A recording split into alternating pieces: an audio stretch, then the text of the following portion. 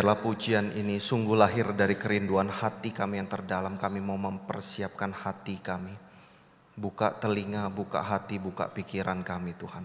Ketika kami dengar firman, kami boleh menyerap firman.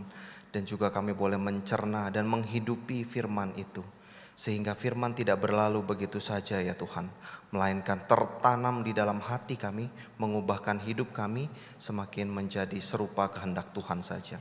Pimpin hamba-Mu yang akan menyampaikan firman Tuhan. Berbicaralah atas setiap kami. Kami siap mendengarkan demi Kristus Yesus. Amin. Shalom Bapak Ibu saudara-saudari yang terkasih di dalam Tuhan. Sekali lagi shalom. Shalom. Tadi pagi saya semangat sekali Bapak Ibu di KU1. Tahu nggak kenapa Bapak Ibu? Saya lihat di KU1 dari total jemaat mungkin ada 40% yang muda-muda. Saya lihat muda-muda semua, bisa bangun jam 5.45. Saya suruh angkat tangan, berapa yang usianya di bawah 40? Ada kira-kira 40%-an jemaat usianya di bawah 40. Semangat nih, ada kebangunan rohani di GKT, anak muda pada mau gereja semua. Selesai ibadah saya turun, saya ketemu mereka ternyata mahasiswa saat ya Bapak Ibu. Mahasiswa saat lagi mau ini survei atau apa gitu di gereja kita ya di KU2 ini. Jadi ibadah dulu di KU1. Ya, biarlah semangatnya nggak berkurang ya, karena di sini saya lihat juga banyak nih yang muda-muda. Bukan berarti saya nggak suka yang tua-tua, bukan. Karena yang tua biasanya cari gereja udah pasti ya. Yang muda-muda biasa nanti dulu. Oke, Bapak Ibu, hari ini tema kita adalah apakah Anda sudah siap beribadah atau apakah saya sudah siap beribadah? Tujuannya apa? Tujuannya supaya kita nih jemaat tahu bagaimana mempersiapkan diri untuk beribadah. Jadi Bapak Ibu, hari ini jangan harap saya itu mau sampaikan tutorial cara berpakaian ya. Gimana sih pakaian yang bagus untuk beribadah? Sebentar ya. Ini tadi saya taruh sih.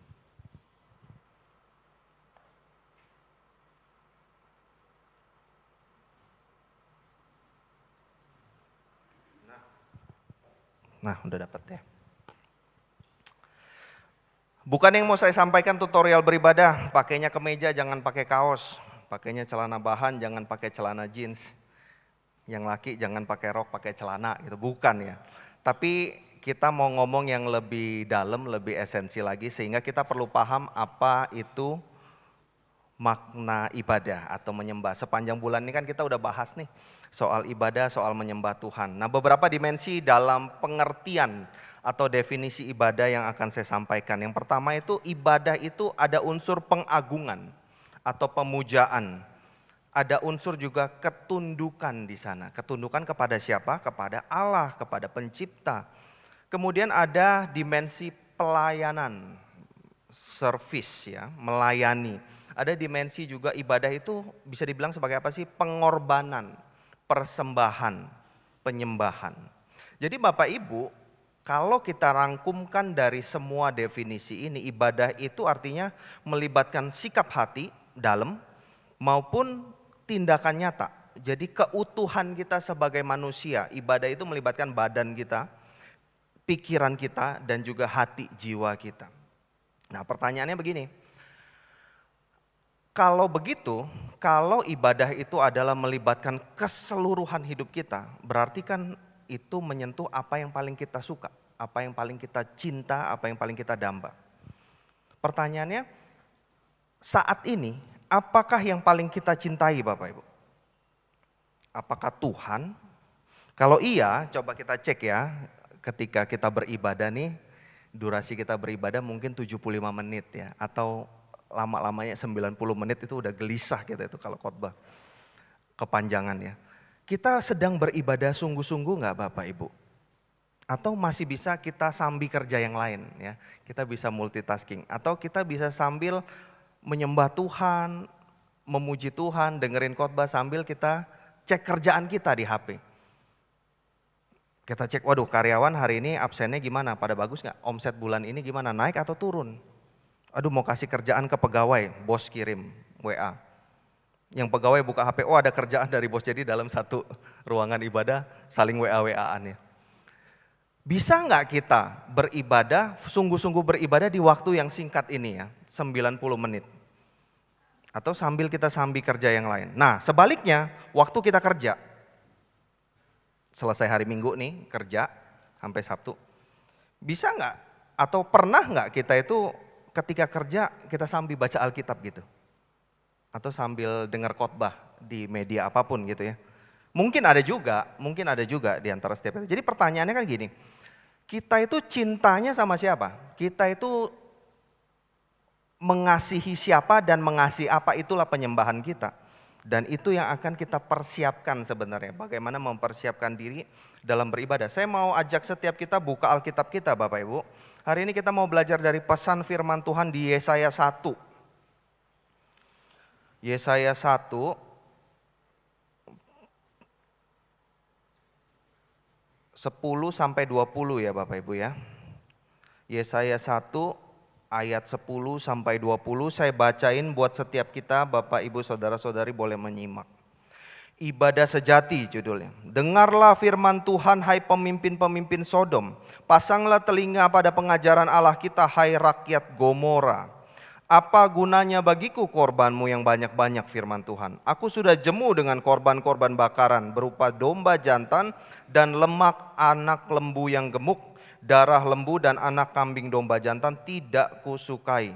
Ketika kamu datang di hadiratku, siapakah yang menuntut itu darimu sehingga kamu menginjak-injak pelataran baitku. Janganlah lagi membawa persembahan yang sia-sia. Persembahan dupa adalah hal yang menjijikan bagiku. Perayaan bulan baru dan sabat atau pertemuan-pertemuan aku tidak tahan melihat perkumpulan raya disertai kejahatan. Perayaan bulan baru dan hari-hari rayamu aku benci. Semua itu menjadi beban bagiku, aku sudah lelah menanggungnya. Ketika kamu menadahkan tanganmu, aku akan menutup mataku terhadap kamu. Bahkan sekalipun kamu berkali-kali berdoa, aku tidak akan mendengarnya sebab tanganmu penuh dengan darah. 16. Basuhlah, bersihkanlah dirimu, jauhkanlah perbuatan-perbuatanmu yang jahat dari depan mataku, berhentilah berbuat jahat. Belajarlah berbuat baik, usahakanlah keadilan, kendalikanlah orang kejam, belalah hak anak-anak yatim, perjuangkanlah perkara janda-janda. Marilah, baiklah kita berperkara firman Tuhan. Sekalipun dosamu merah seperti kirmizi, akan menjadi putih seperti salju. Sekalipun merah seperti kesumba, akan menjadi putih seperti bulu domba. Jika kamu mau taat, kamu akan memakan hasil baik dari negeri ini. Namun jika kamu melawan dan memberontak, kamu akan dimakan oleh pedang. Sungguh Tuhan yang mengucapkannya. Bapak Ibu, hari ini kita mau bahas memikirkan ulang makna ibadah itu sesungguhnya. Supaya hidup kita itu enggak terjadi dualisme Bapak Ibu. Di dalam gereja kita jadi seperti ini, di luar gereja kita seperti itu. Di dalam gereja temannya ada sendiri, di luar gereja ada temannya sendiri, di mana sikap kita itu berbeda, total berbalik 180 derajat. Dari teks ini Bapak Ibu, kita mau lihat ada 3 bagian besar ya. Yang pertama yaitu permasalahan di dalam ibadah yang menekankan hanya sekedar ritualnya saja. Nah di dalam konteks Yesaya 1, siapa ini Nabi Yesaya sebenarnya? Nabi Yesaya ini nabi diutus Tuhan untuk menjadi penyambung lidah Allah kepada bangsa Yehuda. Pelayanannya kurang lebih setengah abad, 50 tahun di 4 masa raja yang berbeda. Ada Raja Usia, Raja Yotam, Raja Ahaz, Raja Hizkia. Nah di teks-teks awal pasal 1 sampai pasal 5 ini tuh tulisan untuk masa pemerintahan raja yang pertama Bapak Ibu. Usia ini masa pemerintahannya panjang, 52 tahun. Jadi kira-kira Yesaya itu masuk di akhir masa pemerintahan Usia atau disebut juga Azaria di dalam Tawarik ya. Siapa Raja Usia ini siapa sebenarnya? Raja Usia itu dicatat Bapak Ibu di dalam raja-raja maupun Tawarik sebagai kategori orang atau raja yang melakukan yang benar di mata Tuhan. Nah di dalam raja-raja setelah Salomo itu ada 4 pengkategorian raja. 1, melakukan yang benar di mata Tuhan seperti Daud, tepat seperti Daud. melakukan yang benar di mata Tuhan, tapi ada tapinya seperti Usia dan beberapa orang lain. Ada yang ketiga, melakukan yang tidak benar di mata Tuhan, ini seperti Raja Ahaz. Yang keempat, melakukan yang jahat di mata Tuhan. Nah, Usia ini masuk di yang kedua, melakukan yang benar tapi tidak menjauhkan bukit-bukit pengorbanan. Kenapa pertanyaannya? Kok bisa melakukan yang benar dicatat tapi tidak menjauhkan bukit-bukit pengorbanan? Ini ada satu kerumitan Bapak Ibu, kerumitan secara religius dan politik pada masa itu. Kalau kita bilang masuk kategori melakukan yang benar di mata Tuhan, itu masuk di dalam kategori mengutamakan Yahweh, Tuhan itu di dalam penyembahan, menjaga memelihara bait suci, mengikuti Taurat dan tidak mempromosikan berhala. Nah, ini yang jadi masalah nih Bapak Ibu. Pertanyaannya kan kenapa bukit-bukit itu nggak dihancurkan? 3 alasan besar yang bisa kita dapat itu tradisi, karena Raja Usia masuk memerintah itu penyembahannya udah ada.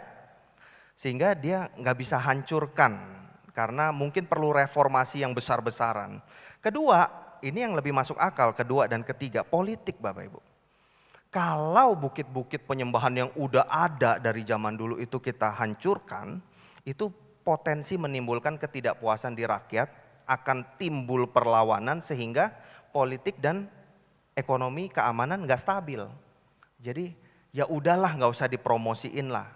Yang penting kita fokusnya menyembah Yahweh, tapi itu nggak usah dihancurin. Yang ketiga soal kompromi religius. Jadi udahlah yang penting kita menyembah Tuhan. Memang nggak bisa ideal sih, nggak bisa ideal. Tapi udah kita nggak promosiin kok penyembahan berhala. Kita tetap menyembah Yahweh, tapi itu nggak usah dihilangin. Dampaknya apa? Dampaknya begini.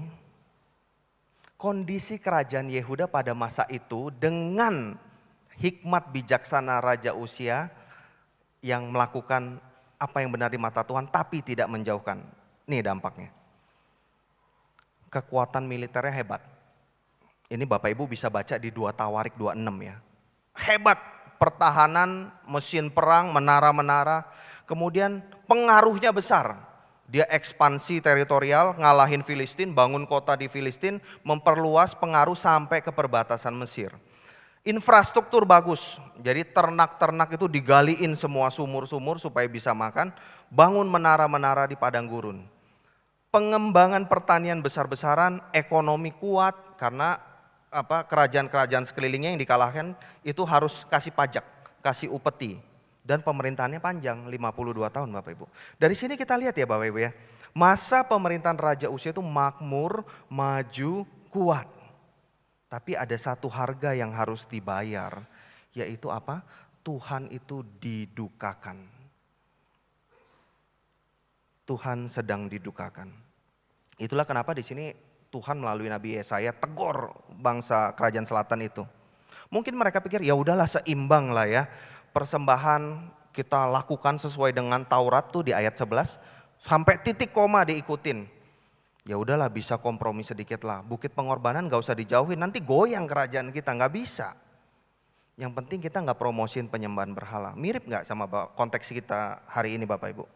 Konteks modern zaman sekarang misalnya kita mau ngomong, aduh jangan ketat-ketat amat lah sama aturan firman. Biasa-biasa aja. Bayar pajak selimur-selimur dikit gak apa-apa lah. Nanti kita setor utuh juga di sono dikorupsi. Ya pemikiran kita kan sering begitu ya. Mendingan kita langsung kasih aja, beneran gak kita kasih Bapak Ibu? Bapak Ibu kita lihat di sini ya, sekalipun mereka itu melakukan ketaatan beragama yang sempurna, datang gereja, kasih persembahan, hatinya itu jauh daripada Tuhan.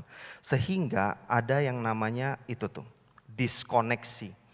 Gak nyambung antara hati dengan perbuatannya Bapak Ibu. Ayat 11 itu bahasanya keras itu Bapak Ibu ya. Apa gunanya bagiku korbanmu yang banyak-banyak? Aku sudah jemu dengan korban-korban bakaran domba jantan, lemak, anak lembu yang gemuk, darah lembu, anak kambing, domba jantan tidak kusukai. Apakah persembahan yang diberikan bangsa Yehuda pada waktu itu di masa pemerintahan ini asal-asalan? Biasa-biasa saja. Ada seadanya. Apakah persembahannya jelek? Enggak loh. Ini persembahan sesuai dengan hukum Taurat. persembahan yang terbaik yang mereka bisa kasih. Domba jantan, lemaknya, lemak lembu yang gemuk.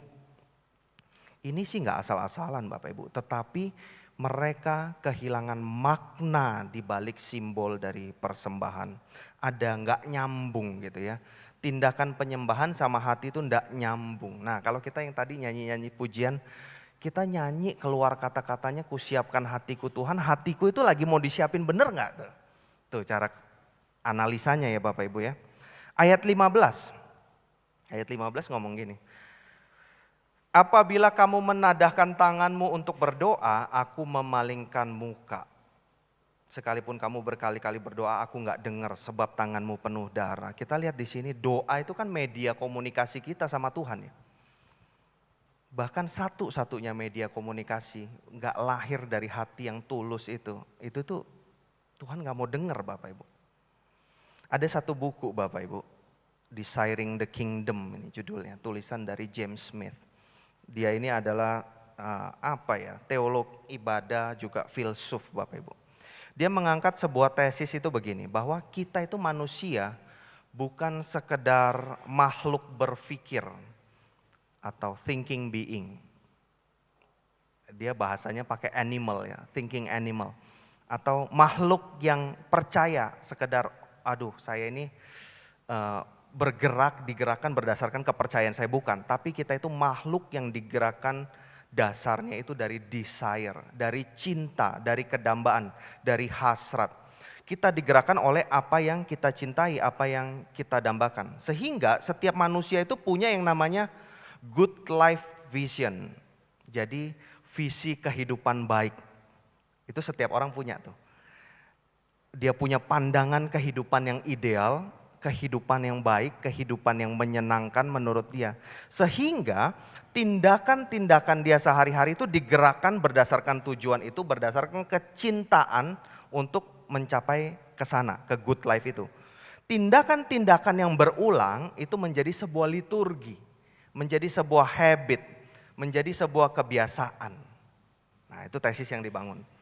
Problemnya, sekarang good life-nya itu apa tuh? Good life-nya kita itu sedang align gak sama good life-nya versi Tuhan? Kita itu sedang mendambakan kerajaan Allah atau kerajaan yang dibuat dunia. Cara perbandingannya gini Bapak Ibu. Kita check up kondisi kita hari ini. Kita bandingkan liturgi sacred nih, liturgi sakral yang kita lakukan setiap minggu dengan liturgi sekuler atau liturgi budaya yang kita hidupi sehari-hari ya. Liturgi di dalam gereja kita nih Bapak Ibu ya, kan ada 4 bagian besar. Ada yang namanya call to worship, beribadah, panggilan beribadah. Di dalamnya itu ada pujian pengagungan kepada Tuhan. Tadi lagu pertama kita nyanyi apa? Mari masuk gerbangnya. Itu memuji Tuhan, menyembah Tuhan. Kemudian ada bagian di sana pengakuan dosa. Kita mengakui segala dosa kita. Ada berita pengampunan setelah itu ya. Berita pengampunan bahwa dosa yang diakui secara tulus diampuni Tuhan. Ada tuntunan petunjuk hidup baru. Mazmur 139 tadi. Kemudian ada bagian yang kedua, panggilan beribadah, ada pemberitaan firman. Pemberitaan firman itu yang sekarang ini. Jadi kita mau dengar firman Tuhan. Kemudian ada respon setelah itu. Bagaimana kita meresponi firman melalui persembahan. Kalau di dalam ibadah-ibadah minggu pertama bulan kedua kita melakukan perjamuan kudus namanya. Itu persekutuan bersama-sama orang percaya, bersekutu bersama-sama dengan Yesus. Setelah itu ada pengutusan terakhir. Kita sudah diberkati, diutus untuk membawa kabar baik. Sebenarnya pola ini nih, habit liturgi ini yang menjadi kebiasaan kita sehari-hari, bahwa hidup itu senantiasa memuliakan Tuhan. Hidup itu senantiasa mengaku dosa atas kesalahan kita dapat pengampunan. Hidup itu senantiasa mau dengar firman, hidup itu senantiasa mau lakukan firman, merespon firman. Kalau di dalam simbolis liturgi kita kasih persembahan. Nah bandingkan Bapak Ibu sama liturgi budaya. Liturgi keseharian yang base-nya itu adalah hasrat kecintaan kita. Ini ada 3 yang saya ambil jadi contoh Bapak Ibu. Cek sosial media. Sosial media, kalau yang mungkin di atas 40 kali ya, itu ceknya Facebook ya. WhatsApp udah pasti. Tapi yang muda-muda banyak kan pakainya Line saya lihat-lihat. Kemudian yang lebih muda kalau sosial media pakainya apa? Instagram ya sama TikTok ya. Bagaimana kebiasaan liturgi ini kita hidupi? Setiap berapa saat kita mau rogoh HP untuk cek? Ada satu dambaan atau desire untuk itulah di waktu kita senggang kita mau cek, mau dapat refresh, mungkin mau dapat validasi, mau dapat pengakuan. Ini liturgi yang terjadi di dalam kehidupan kita. Yang kedua soal nonton non-stop itu ya, binge watching itu nonton non-stop. Yang suka nonton Korea? Ngaku aja nggak apa-apa. Saya juga suka. Ada nggak di sini Bapak Ibu saudara-saudari yang kalau nonton film Korea ini ya, berapa ya episodenya? 16 biasa ya. 16 episode. Ya udah saya nonton seminggu satu, ada nggak? Boleh angkat tangan? Nggak ada ya. Ya, saya tahu lah nggak ada. Saya juga gitu soalnya. Ada nggak yang begini? Kebiasaannya biasa begini. Kita mau nonton film seri lah, nggak mesti Korea. Film seri apa aja? Ongoing tulisannya. Kalau ongoing biasanya kita ngapain? Nungguin ya, nungguin sampai beres kan. Nggak mau nonton dulu. Kenapa? Karena sekali nonton mau 1 sampai 16 gitu. Wih sekalian beres gitu. Karena itu hebat itu pembuat film ya. Pokoknya di akhir ujung film pancing kita supaya nonton lagi, satu lagi. Itu kebiasaan yang kita bangun setiap hari. Kemudian yang ketiga, impulsive buying. Semangat materialisme. Saya yakin setiap kita di sini di HP-nya itu punya aplikasi online shopping ya. Ya. Kalau yang bapak-bapak hijau biasa warnanya. Kalau yang ibu-ibu warna orange ya. Bapak Ibu di waktu senggang kita biasa ngapain sih? Cari barang gak sih? Yang bapak-bapak, aduh obeng saya nih berat nih kalau pakai tangan mesti pakai obeng elektrik nih. Supaya lebih produktif ngomongnya gitu, lebih produktif ya. Semangat itu tahu nggak didasari oleh apa? Semangat liturgi sekuler ini, impulsive buying salah satunya. Itu tuh mengajak kita bahwa apa yang kita punya itu nggak cukup bagus. Apa yang ditawarkan lebih bagus, lebih mempermudah hidupmu, lebih bikin kamu efektif dalam bekerja. Itu yang ditawarkan. Nah Bapak Ibu, kenapa poin yang kedua, liturgi budaya ini tidak perlu kita motivasi lagi. Udah bisa dilakukan karena digerakkan oleh yang namanya hasrat kecintaan kita. Sedangkan urusan kerohanian menghidupi liturgi sakral ini di dalam kehidupan sehari-hari. Sampai perlu dikhotbahkan hari ini. Artinya kan gak jalan ya. Karena sekali lagi saya setuju dengan argumen Smith bahwa kita ini makhluk yang mencinta, makhluk yang mendamba. Kita digerakkan berdasarkan kecintaan, kedambaan kita. Maka kalau sekarang Bapak Ibu, ibadah kita ini yang sekarang lahirnya bukan dari kecintaan atau hasrat yang utama. Ibadah kita itu sedang tidak asli, tidak otentik. Nah ini persiapan ibadah yang terbaik. Ini kalau persiapannya semua terbaik nih yang kita kasih di sini. Sama seperti bangsa Yehuda kasih.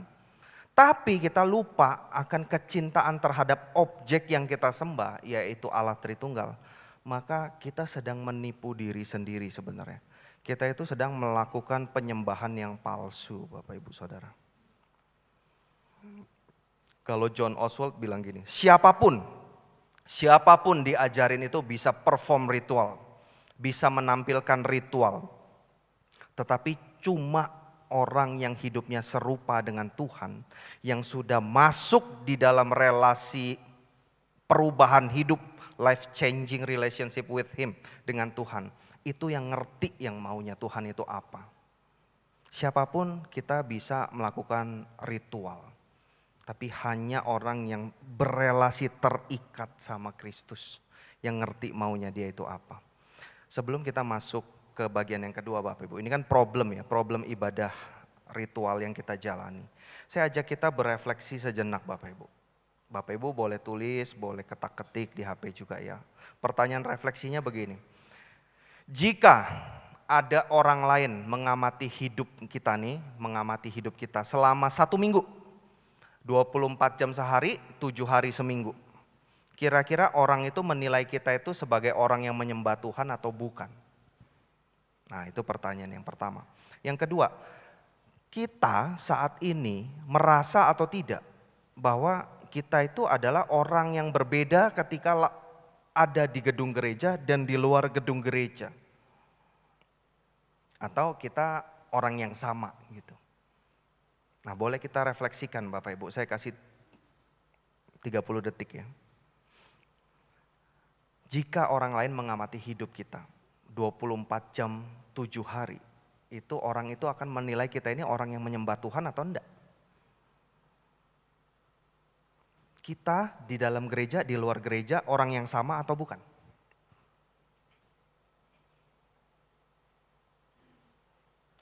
Nah, kita akan masuk ke bagian yang kedua. Kalau itu problemnya, terus sebenarnya yang Tuhan pengen itu apa? Apa yang Tuhan sungguh-sungguh inginkan? Pas ayat 16 dan 17 saya baca ya. Basuhlah, bersihkanlah dirimu, jauhkanlah perbuatan-perbuatan yang jahat dari depan mataku, berhentilah berbuat jahat. Ayat 17, belajarlah berbuat baik, usahakanlah keadilan, kendalikanlah orang kejam, belalah hak anak-anak yatim, perjuangkanlah perkara janda-janda.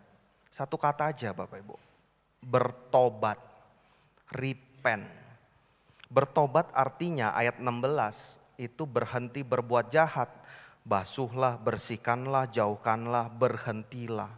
Tapi nggak stop di sana, bertobat artinya juga ayat 17, memulai berbuat baik, belajarlah, usahakanlah, kendalikanlah, belalah, perjuangkanlah. Dan kalau Bapak Ibu lihat di sini ayat 17, itu tuh yang dicatat adalah hal-hal konkret yang kelihatan depan mata dan di luar kegiatan bergereja kita. Kendalikanlah orang kejam, usahakanlah keadilan, belalah hak anak-anak yatim, perjuangkanlah perkara janda-janda. Itu ibadah. Ibadah itu sama dengan pertobatan Bapak Ibu. Mungkin kita ada yang bilang, 16 saya beres dah. Kalau yang ayat 16 saya beres. Gak ada kejahatan-kejahatan seperti itu yang saya lakukan. Ya tinggal berjuang untuk hidup bagaimana mencukupi diri, menyenangkan diri. Nah itu kita sedang tidak peduli Bapak Ibu, kita sedang ignorance yang mana itu juga adalah sebuah kejahatan. Itu kan yang terjadi di masa pemerintahan Raja Uzia yang sukses. Sukses loh pemerintahannya luar biasa maju. Tapi bukan itu yang dikenan Tuhan. Nomor 1, nomor 2, ayat 16, ayat 17 itu sepaket Bapak Ibu. Bukan cuma sepaket, kalau kita itu digerakkan oleh hasrat yang benar kepada visi kehidupan baik yaitu kerajaan Allah. Ini tuh terjadi proses secara alami. Jadi pertanyaannya bagaimana mempersiapkan diri untuk beribadah? Bertobat. Problemnya adalah kita sadar atau tidak bahwa kita ini perlu bertobat. Saya mau cerita satu kisah ini ya. Kisahnya dari Alkitab lagi ya, ilustrasinya juga dari Alkitab, biar kita banyak baca Alkitab. Pertobatan Daud Bapak Ibu. Semua kita pasti umum lah dengan cerita ini. Kisah Daud dan Batsheba. Daud yang dijuluki a man after God's own heart. Orang yang ada di hatinya Tuhan. Itu pernah melakukan dosa mengerikan ini. Dia affair, tergoda matanya sama Batsheba, melakukan affair. Batshebanya mengandung, akhirnya dia cari akal gimana supaya gak ketahuan. Urianya dipanggil pulang, disuruh tidur sama istrinya supaya gak ketahuan. Tapi Urianya ngomong apa? Urianya di 2 Samuel 11:11. Uria bilang gini kepada Daud, tabut serta orang Israel, posisinya lagi perang ya Bapak Ibu ya. Tabut serta orang Israel, orang Yehuda diam di pondok. Juga tuanku Yoab dan hamba-hamba tuanku sendiri berkemah di padang. Masa aku pulang ke rumahku untuk makan, untuk minum dan tidur dengan istriku. Demi hidupmu dan demi nyawamu aku takkan melakukan hal ini. Ini orang yang loyal luar biasa Bapak Ibu. Akhirnya Daud pikir apa? Pikiran kejahatan jadi tambah jahat. Diaturlah, dia main catur nih Daud. Ya udah, Uria taruh di bagian paling depan medan perang. Jadi matinya, kemungkinan mati paling besar, dan akhirnya memang mati Bapak Ibu. Sehingga Batsheba diambil menjadi istri. Tapi Bapak Ibu, Tuhan tuh sayang sama Daud. Akhirnya di pasal 12 2 Samuel, Daud itu ditegur sama Nabi Nathan. Ilustrasinya tahu ya? Tahu ada 2 Samuel di Alkitab kita, tahu Bapak Ibu? Saya ceritain lagi ya. Jadi Nabi Nathan ini datang. Itu gambarnya saya suka sekali Bapak Ibu ya. Nabi menegur raja gitu ya. Ada ilustrasi begini kata Nabi Nathan. Ada orang yang kaya, dia punya banyak kambing domba. Ada satu orang, dia cuma punya 1 kambing domba. Dia rawat, dia perlakukan seperti anak sendiri. Satu waktu si raja mau pesta, mau ngadain pesta. Kemudian si raja pikir, ya udah ambil kambing domba yang 1 itu. Diambil, disembelih, dijadiin makanan. Kata Nabi Nathan kepada Daud, gimana menurut kamu? Gimana menurut raja? Tahu gak respon Daud gimana Bapak Ibu? 12 ayat 5 dicatat gini. Lalu Daud menjadi sangat marah karena orang itu. Dan ia berkata kepada Nathan, demi Tuhan yang hidup, orang yang melakukan itu harus mati. Terus Daud ngomong lagi, anak domba betina itu harus dibayar gantinya 4 kali lipat. Karena ia telah melakukan hal itu dan tidak mengenal belas kasihan. Ini dari mulut Daud keluar Bapak Ibu. Kemudian Nathan ngomong apa? Engkaulah orang itu. Engkaulah orang itu. Setelah itu Nathan khotbahin Daud banyak. Nih hukumanmu, dikasih tahu akibat dari dosamu, dikasih tahu semua. Yang menarik ayat 13. Ayat 13, lalu Daud berkata kepada Nathan, kita baca sama-sama ya. 1, 2, 3. Aku sudah berdosa kepada Tuhan. Lalu Daud berkata kepada Nathan, aku sudah berdosa kepada Tuhan. Respon Daud apa Bapak Ibu?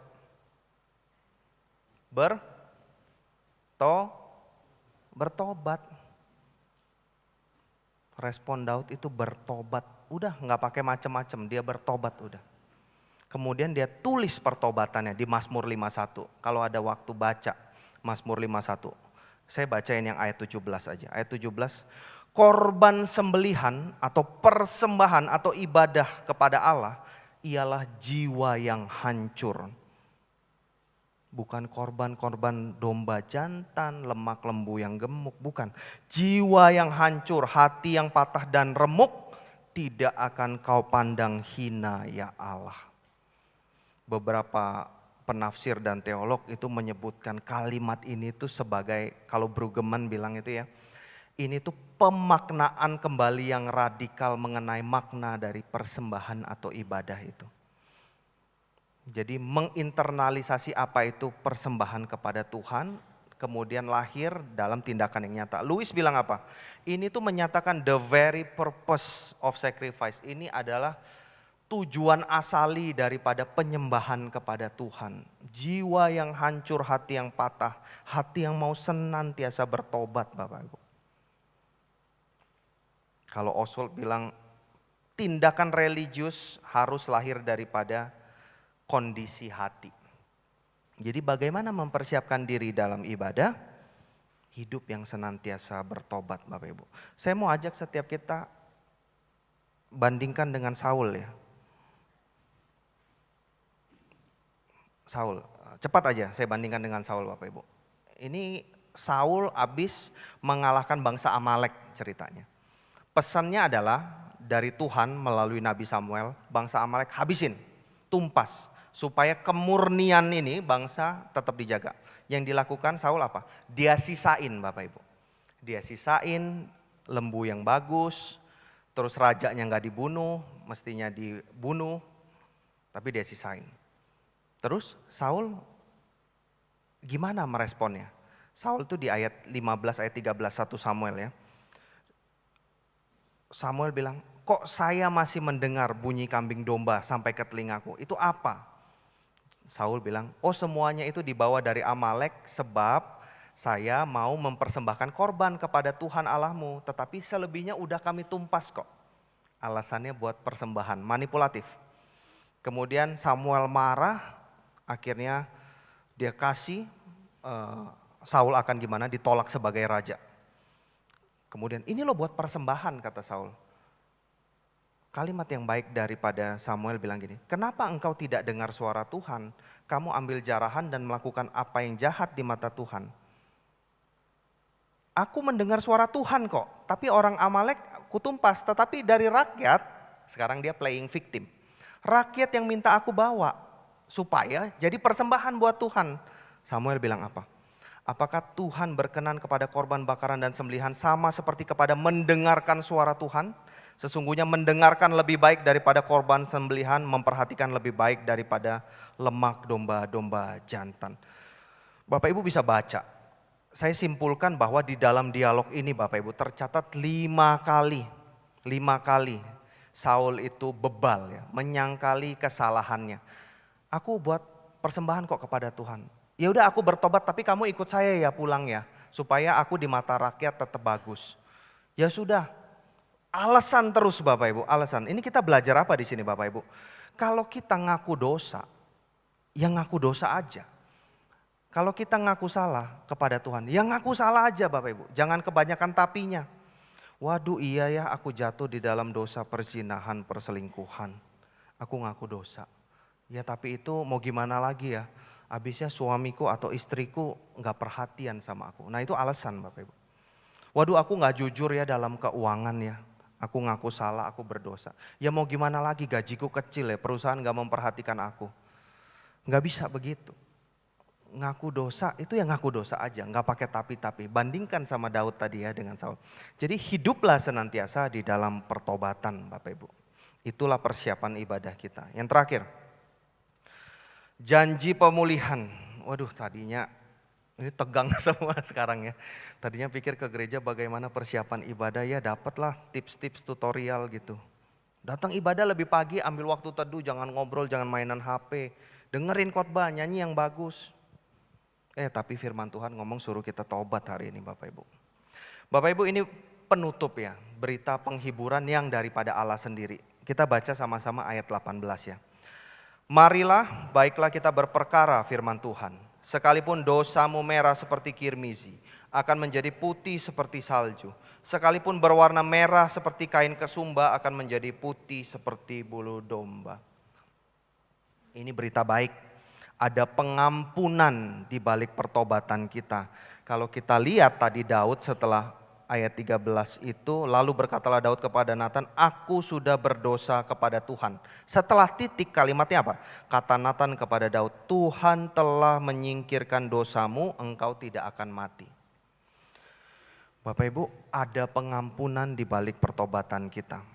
Waktu Tuhan bilang, marilah, baiklah kita berperkara, itu merupakan undangan loh daripada Tuhan. Itu undangan daripada Tuhan, itu adalah inisiatif Tuhan supaya kita manusia bisa rekonsiliasi sama Tuhan. Kita manusia gak punya inisiatifnya. Kita lihat waktu Daud dapat ilustrasi dari Nathan, dia gak sadar loh bahwa ilustrasi itu lagi ngomong dengan dirinya. Kita gak punya Bapak Ibu, kita gak sadar seringkali bahwa kita itu salah, kita buat dosa. Tuhan tawarkan, yuk mulai lagi yang baru. Kesempatan untuk selaraskan hati dengan Tuhan. Janji pengampunan begini, tidak ada dosa yang terlalu hina. Tidak ada yang terlalu berdosa untuk bisa Tuhan ampuni. Merah seperti kirmizi, seperti kesumba. Menjadi putih tolak belakang langsung. Seperti bulu domba, seperti salju. Dan pengampunan ini Bapak Ibu sempurna melalui Kristus. Bukan hanya membawa pengampunan, membawa perubahan. Kalau kita lihat di ayat 16, berhenti berbuat jahat, lakukan berbuat baik. Yang lahir dari hasrat hati kita. Saya ajak kita 5 menit sebentar ya, kita balik kepada teks kita minggu lalu Bapak Ibu. Ini teks minggu lalu. Pak Budi khotbah perjalanan ke Emmaus. Murid-murid gak sadar bahwa yang berjalan sama dia Tuhan, sampai Yesus bilang gini. Lalu ia berkata, hai kamu orang yang bodoh, betapa lambannya hatimu sehingga kamu tidak percaya segala sesuatu yang telah dikatakan para nabi. Bukankah Mesias harus Saya garis bawahi, menderita semuanya itu dan masuk ke dalam kemuliaannya. Yesus itu harus mati Bapak Ibu. Bukan karena dia mau jadi contoh yang terbaik. Ada loh ternyata orang orang sosok yang sempurna seperti ini. Dia nggak bersalah, dia mau berkorban buat orang yang nggak layak dapat pengorbanannya. Ya udah saya mau seperti dia, saya mau seperti Yesus. Tuhan Yesus datang bukan sebagai contoh belaka, tapi dia datang itu sebagai pengganti untuk menelan murkanya Tuhan.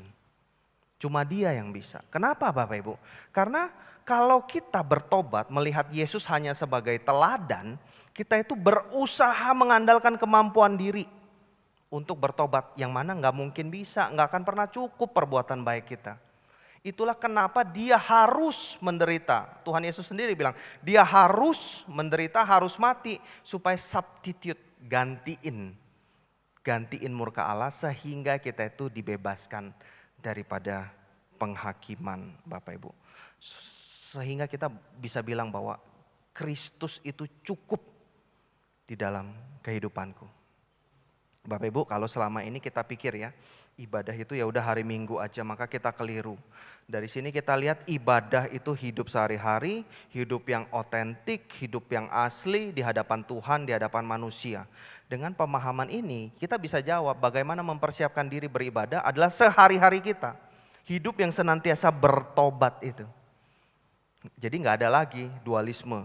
Di dalam gereja kayak nabi, di luar gereja kayak hantu, gak mungkin. Kalau hasrat kita arahnya itu benar Bapak Ibu. Good life kita itu apa sekarang? Kerajaan Allah atau kerajaan dunia? Saya ajak kita berefleksi Bapak Ibu. Berefleksinya begini, pertanyaan yang pertama itu kebiasaan, rutinitas atau liturgi apa dalam hidup kita yang lebih kita cintai daripada Tuhan. Itu kita perlu tahu. Yang kedua, agar supaya kita bisa selaras sama Tuhan, itu bukan butuh tekad dari kita. Bukan. Karena itu sia-sia. Kristus itu cukup memampukan kita untuk bertobat, Roh Kudus yang tuntun kita untuk berjalan seiring waktu. Untuk semakin serupa dengan dia. Karena kalau kita bilang saya mau serupa Yesus berdasarkan saya, kalau saya bisa saya jadinya sombong. Kalau saya nggak bisa saya jadinya minder. Kalau kita menyadari bahwa oh Kristus sudah pasang badan buat saya. Jadi saya itu berjalannya beriringan gitu. Didampingi selalu. Dan yang ketiga sadari Bapak Ibu bahwa hasrat kita itu harus diarahkan kepada Tuhan. Itu adalah proses dari kita kenal dia sampai kita mati. Artinya itu proses yang panjang. Jangan bebal kalau ditegur sama Tuhan. Bertobat. Jangan kebanyakan tapinya. Karena Tuhan tuh sayang sama kita Bapak Ibu. Ketika arah hati kita itu sudah benar. Tapi ini juga proses ya Bapak Ibu ya. Arah hati kita habis dengar khotbah mungkin bisa benar. Pulang dapat pengaruh dari luar mana-mana, geser. Mesti dibalikin. Hidup ikut Tuhan tuh begitu. Jadi dia yang narikin kita terus, dia yang berinisiatif. Ayo balik, kalau udah gesernya agak jauh, ayo balik. Kalau masih bandel ditepok, ditabok gitu ya. Agak keras supaya balik karena dia sayang sama kita Bapak Ibu. Saya ajak kita hari ini untuk naikkan satu pujian, gak ada di slide Bapak Ibu. Tapi saya yakin kita semua hafal. Ini petunjuk hidup baru kita. Tetap setia. Mazmur 139 ya. Sambil kita ambil sikap berdoa, kita mau naikkan pujian ini. Selidiki aku, lihat hatiku, apakah ku sungguh mengasihimu Yesus, Kau yang Maha Tahu dan menilai hidupku, tak ada yang tersembunyi. Selidiki aku, kita pujikan dengan kesungguhan hati. Selidiki aku, lihat hatiku, apakah ku sungguh mengasihimu Yesus, Kau yang maha tahu dan menilai hidupku, tak ada yang tersembunyi bagiku. Telah kulihat kebaikan-Mu yang tak pernah habis di hidupku. Ku berjuang sampai akhirnya Kau dapati aku tetap setia. Telah kulihat. Bersama-sama kita bangkit berdiri. Telah kulihat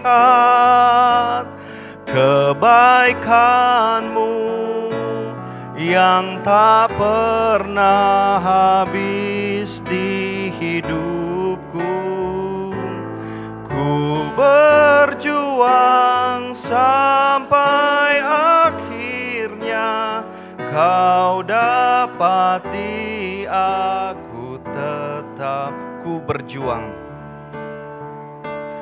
Ku berjuang sampai akhirnya Kau dapati aku tetap. Mohon dengan kasih penatua onggoan boleh berdoa untuk firman Tuhan hari ini.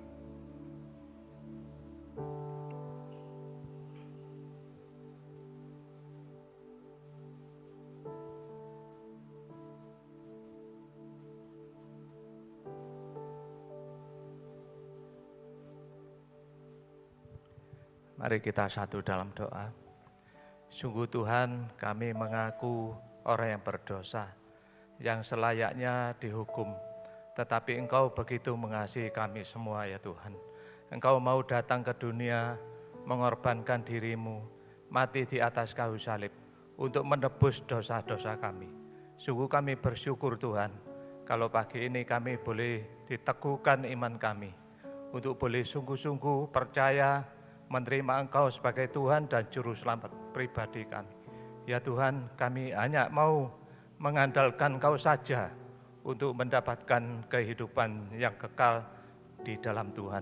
Terima kasih Tuhan, kiranya Engkau tolong setiap kami semua boleh meresponi firman Tuhan ini, melakukan di dalam kehidupan kami sehari-hari, supaya hidup kami boleh menyenangkan hati-Mu, boleh memuliakan-Mu, bahkan boleh dipakai oleh Tuhan menjadi saksi-Mu yang hidup.